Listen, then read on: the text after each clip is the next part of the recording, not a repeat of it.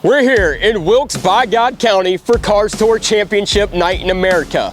Emboldened by the legends of Saturday night before them, the Cars Tour Championship is the symbol of late model racing's pinnacle. A championship is not defined by the engine in the car or the laps on the racetrack. It's defined by the heart in the man and the team behind him. Landen Lewis and KHI left their hearts at each and every stop on the Cars Tour schedule, and because of that, they are champions. This, for the final time, is Saturday night. On tour from the Cars Tour Championships at North Wilkesboro Speedway starts right now. Everyone wants to be there on Sunday, but as every short tracker will tell you, there is no Sunday without Saturday night. And every week, all across the nation, late models own Saturday night. This is the ballad of the sport's backbone, its hometown, its weekly star, and its greatest racing. This is Saturday night. This is On Tour. Welcome back to On Tour. My name is Buddy Pulley. I head up the late model coverage here on ATYL Media. The Cars Tour had their final Saturday night of 2025 at North Wilkesboro Speedway as it was championship weekend. And kicking us off, per usual, was the Pro Late Model event, where by virtue of just starting the 100-lap feature, Ben Mayer, who despite not winning a race in 2025, he led the series in top 5s and top 10s and was able to secure the 2025 Cars Tour Pro Late Model Division Championship for Setzer Racing Development. As for the Owners' Championship, coming into Wilkesboro, it was just a few points separating Rick Ware Racing's number 51 and Ben Mayer's number 6 car for Setzer Racing Development. And after having an epic battle for the race win with eventual race winner Keelan Harvick, it was Luke Baldwin able to win the war for the biggest small team in racing, securing the 2025 Owners' Championship for Rick Ware Racing. And after scoring 3 victories on the season and the owner's title, Rick Ware himself puts into perspective how much this means and how tough it is to win a championship at this level. It's just awesome. Anytime you can win a professional racing championship, championships are tough because, we came in here with a 4-point lead, and I think we ended up with 16 cars in the lead lap. So what that means is if we would have got shuffled out or overdrove or slapped the wall, we would have fell back. And we lost one championship this year in the Super Twins and flat track at the last race of the year. And it could have happened here, but it didn't. So it means a lot because this is a fantastic series. This has a lot of street cred to it. The drivers and team owners, they're just amazing. You got team owners that have won championships and late models for decades, and they're now in an owner status. So you come here, you're going to get your butt handed to you until you can get it figured out. And we did for a third of the year, and we're just thankful that we were able to put together consistency and to string it together and win by a few points. As for the late model stocks coming into North Wilkesboro, it was Landen Lewis 12 points over Connor Hall, but after Lewis scored the outside pole, he was able to bank an extra championship point, making it 13 at the drop of the green flag. And after not letting Hall out of his sights the entire night, for Kevin Harvick Incorporated and the entire 29 team, Ocean Isle Beach, North Carolina's Landen Lewis is your 2025 Z-Max Cars Tour Late Model Stock Champion.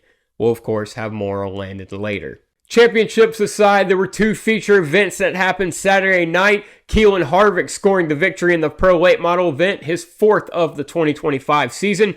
And for the late model stocks, it was a mono-a-mono duel between Landon S. Huffman and Kaden Kvapil, both vying for their first Cars Tour victory.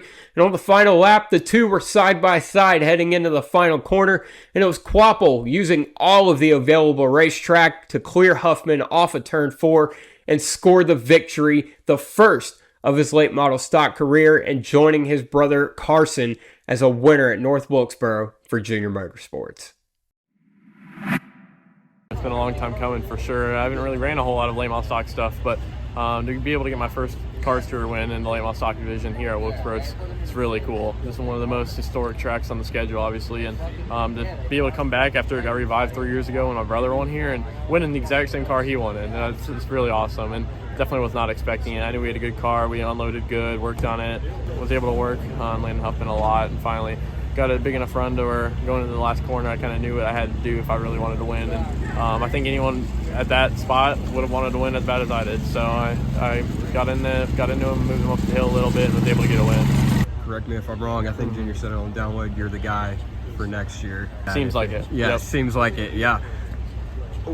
Is there extra pressure for that, but then also like that opportunity for you? A little bit of both for sure. Obviously, Carson, Connor, everyone that's driven this car, they've had a ton of success, and they've gotten a lot of championships the last couple of years. And so for me, getting into this car, running full-time for a championship, it's going to be a lot of pressure. Obviously, the car is amazing, and we can show up and win every race, but a lot of it's going to be on me too. And a lot of these tracks are going to be new, and lane off stock stuff is still kind of new to me. I haven't really ran it a whole lot, but obviously this year I've ran part-time schedule, and I've gotten a lot of experience and learned a lot about these cars along with my dad. So It, of course, would be a banger to close out the 2025 season. And for the last time this year, let's take a look at the results from North Wilkesboro.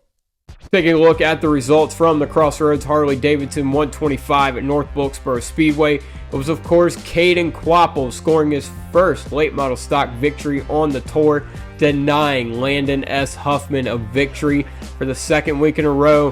Huffman is heartbroken with a second-place finish. It just comes down to me not doing my job 100%. Yeah, I mean, I just wish if I could have it over again, I would have probably killed my arc into 3 there just to try and keep my right rear on a little bit better and just try and last out a little bit longer. But, you know, it is what it is. Hopefully get another chance one day to do it again. I'm not really sure what the future holds for next year or, with PRG and late model, world, but, it definitely helps to go and run like I have the last few weeks because nobody wants a driver that goes and runs 15th every week and tears the stuff up. So to actually prove, that I can do something other than that is really nice, and hopefully just, speaks to others like it kind of speaks to myself. Another top 5 finish for Parker Eatman to close out the 2025 season. Our Cars Tour runner-up, Connor Hall, in his final run for Junior Motorsports, finishes in the 4th position.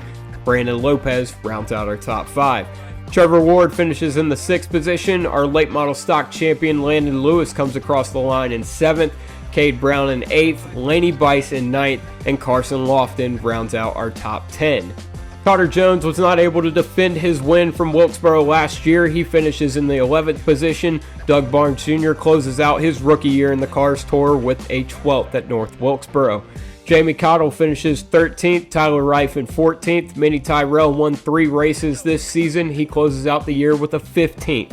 Alex Meggs finishes 16th, Andrew Grady in 17th, the Langley winner Chase Burrow in 18th, Brandon Pearson 19th, and Landon Huffman with a disappointing 20th place finish.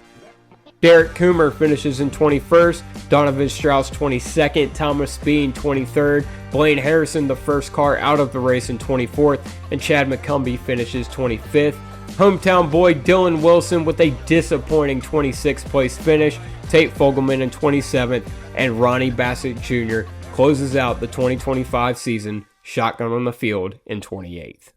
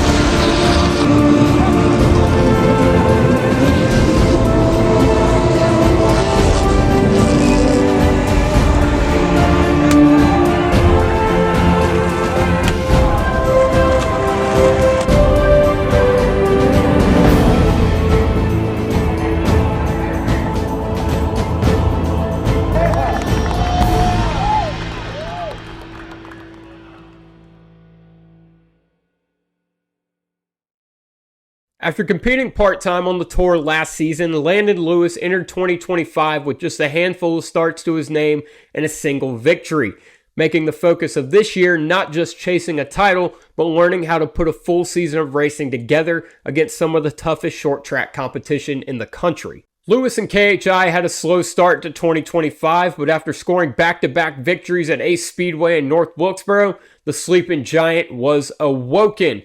But Lewis's learning curve was still prevalent through the midpoint in the season, putting the title in question. But with the likes of Kevin Harvick and Ron Hornaday in his corner, Lewis was able to recalibrate his mindset and show a lot of poise in the latter part of the season. He scored 2 more victories at Anderson and Florence, and with those wins, Lewis and KHI took control of this championship and never looked back.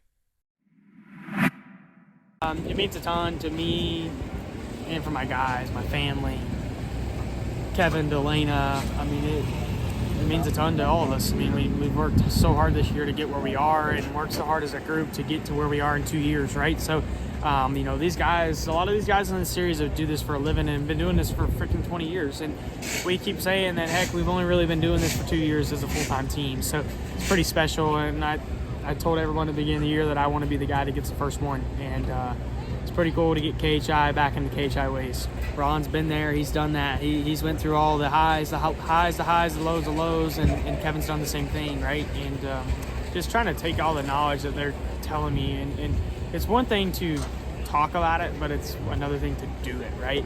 And, definitely in the beginning of the year, I thought we had a decent year going, and then started winning races and then started getting too aggressive and trying to make moves that weren't ready to be made. And change that attitude going into Anderson, ended up pulling off 2 wins back-to-back, and then that kind of set our year up for where we're at now. But just how to put a year together, really, that's probably the biggest thing. Kevin Harvick Incorporated as a race team was dormant for well over a decade, but in 2024 they returned to full-time competition with Toyota development driver Brent Cruz, having success but falling short of a championship. In 2025, the Harvicks put their full support behind Landen Lewis, as he had done for them every day working in the shop, helping build a program that would eventually win them a championship. Yet another success story to come off the couch of Ron Hornaday. As we well know, Delana Harvick's the real boss over there at KHI, but we decided to talk to Kevin when it was all said and done, and he praised Landen Lewis's work ethic, and then explained why this is all Rodney Childers' fault. This is all pretty much Rodney's fault. He decided that he wanted to have fun and come run the North Wilkesboro race about 3 years ago. So, from that point, we just kind of moved forward with running some races here and there. And Lane, came and ran the car, and then he left and went truck racing and ran some with Josh before Rodney and Josh started working together. So it's kind of been utilized for a little bit something different than what we utilized it for with Landon this year. So. They've done a great job. I mean, they do everything in the shop themselves, and that's the part I'm the most proud of. They hang all the bodies. They do all the work on all the cars day in and day out, and deliver some golf carts in between for the golf cart business. So they're multitaskers, and to me that's the best part of it, is just the work ethic and the camaraderie that they have as a group of people, and that makes it fun. It makes you want to keep doing it. So. And Landon's just a great kid. He's just a good human being, and with Landon and Keelan being so connected with the way that they work together, it makes it make a lot of sense. So that's fun. Coming into Saturday night, Connor Hall knew the odds in the championship points were not in his favor. Hall's 4th place finish to Lewis's 7th was not enough to overcome the 13-point gap, and with that, for the 3rd year in a row, Connor Hall ends the season as the championship runner-up. Disappointing, yes, but also thankful of the opportunity he had to live out his dream of racing for a living with the opportunities given to him by Junior Motorsports. Hall concludes his late model stock career as he plans to move up in 2026. I feel like I kind of prepped myself the last 2 weeks, just 13-point gap, one race. I mean, him and I have been within 10 half the year. It's kind of a 95% bet going the other way on my part. So just wanted to come in here and have good speed, continue, building on what we've been building on for the last couple races, and try to win a race. And thought we were really, really good that first half, and just over-adjusted on my part the second half, and kind of took us from a chance at winning to a third-place car. I mean, I would say my biggest takeaway is the relationships. Aside from that, I mean, I would say just the fact that I got to live my dream. I've been chasing that since 8 years old, so always just been super jealous of everybody who's gotten to make that move and race for a living. And I was jiggling stuck back in Virginia, and I just didn't know how to make this move happen. And then when I got the phone call from Bill Kelly and LW and Brian, it obviously brought that whole deal into fruition. So just super thankful. That's going to do it for this episode of On Tour. But before I go, I want to thank everyone at the Cars Tour, from Carson and Kip to the entire staff, every driver that's given me time in 2025. This has been the most rewarding year of my entire life, and it's seriously all thanks to you all. This isn't actually the last episode of On Tour for this year, though. We have 4 more. The next one will cover the Orange Crush 250 at South Boston Speedway. We'll then move on to the South Carolina 400 at Florence, the Thanksgiving Classic at Southern National, and we'll conclude the season with the Snowball Derby at Five Flags Speedway. Follow us at ATYL Media and at the Buddy Pulley for all at-the-track coverage. And as always, support your local short tracks, and for the Cars Tour, we'll see y'all next year.